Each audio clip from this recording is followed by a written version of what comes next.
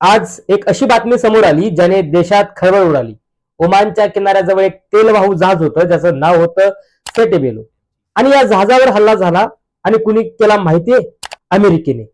या हल्ल्यात 3 भारतीय खलासांचा जीव गेलाय आणि 40हून अधिक लोकांचा जीव टांगणीला लागलाय। आता मुद्दा काय आहे? अमेरिकेचं म्हणणं आहे की हे जहाज इराणचं तेल घेऊन जात होतं आणि त्यांनी निर्बंधांचं उल्लंघन केलं। पण प्रश्न तो नाहीये। प्रश्न हा आहे की अमेरिकेने आपल्याच माणसांच्या जहाजावर मिसाईल का मारली?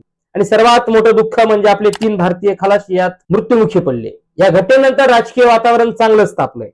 ॲडव्होकेट प्रकाश आंबेडकर यांनी तर थेट मोदी सरकारवर निशाणा साधला। ते विचारतायत की 3 भारतीयांचा बळी गेला आणि तरीही पंतप्रधान मोदी गप्प का आहेत? ॲडव्होकेट प्रकाश आंबेडकर यांच्या मते हे केवळ कोलॅटरल डॅमेज नाही तर भारताला युद्धाच्या खाईत ओढण्याचा हा एक पद्धतशीर प्रयत्न आहे। एवढंच नाही, वंचित बहुजन आघाडीने तर अधिक आक्रमक पवित्रा घेतलाय। मुजरा मोदी अशा शब्दात त्यांनी सरकारवर हल्ला चढवलाय। त्यांचे आरोप आहेत की अमेरिका आज भारताच्या जहाजावर मिसाईल टाकते, आपल्या माणसांना मारते आणि सरकार मात्र मुख गिळून गप्प बसलंय। ट्रम्पच्या समोर मुजरा करण्यापेक्षा आपल्या नागरिकांच्या मृत्यूचा जाब कधी विचारणार असा सवाल आता विचारला जातोय।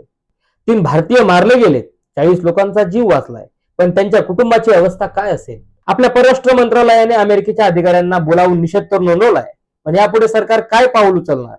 देशातल्या लोकांच्या नजरा आता दिल्लीकडे लागल्या आहेत। तुम्हाला काय वाटतं? खरोखरच भारत या प्रकरणात दबला गेलाय का, की हे एक मोठी राजकीय चाल आहे? आपल्या कमेंट्स मध्ये नक्की सांगा आणि प्रबुद्ध भारत चॅनलला सबस्क्राईब करायला विसरू नका। जय भीम, धन्यवाद।